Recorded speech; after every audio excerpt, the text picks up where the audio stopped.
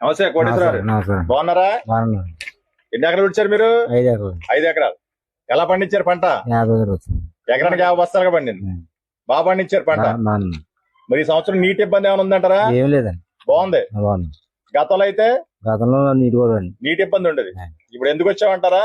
ఇప్పుడు మనం కూటమి ప్రభుత్వం వచ్చిన తర్వాత తెలుగుదేశం, జనసేన, బీజేపీ కూటమి ప్రభుత్వం వచ్చిన తర్వాత సంవత్సరం కాలం అయిన సందర్భంగా సుపరిపాలన కార్యక్రమం సందర్భంగా తొలోడికి నిమిత్తం మీ ఊరు వచ్చాం అగత్తపాలు.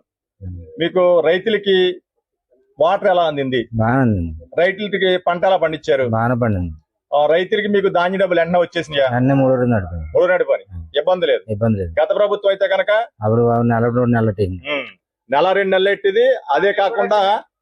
అదే కాకుండా ధాన్యం ట్రాక్టర్ మిల్లుకి వెళ్తే కనుక అక్కడ చిత్తుగా అవుతుందని సారకు వచ్చి 5 కేజీలు కట్ చేసేవారు. వస్తానా? కట్ చేయకపోతే కనుక ట్రాక్టర్ వచ్చి 30 నుంచి 40 వేలు ఎదురు కట్టమనేవారు. మిల్లు కాడ లేదా దింపరనేవారు. పైగా అప్పుడు ఏంటంటే పరిస్థితి, ఈ పాలకొల్లు మండలంలో ధాన్యం పడితే కనుక తణుకు మండలం పంపేవారు, లేదా నిడదోలు మండలం పంపేవారు. ఏంటంటే ఇక్కడ టార్గెట్ అయిపోయింది, అక్కడ టార్గెట్ ఉంది అనేవారు.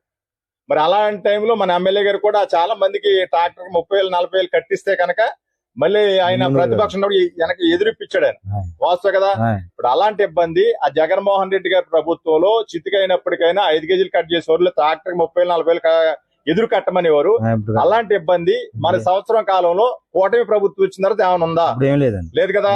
ఫ్రీగా ధాన్యం అమ్ముకున్నారు, ఫ్రీగా పంటలు పండి, వాటర్ అయితే శుభ్రంగా వచ్చింది, రైతాంగ ఇబ్బంది లేదు, ధాన్యం డబ్బులు బాగానే పండి. పరిపాలన ఎలా ఉంది? పరిపాలన బాగుంది కదా. ఓకే, రైతు బాగుంటేనే అందరూ బాగు. ఓకే, సంతోషం.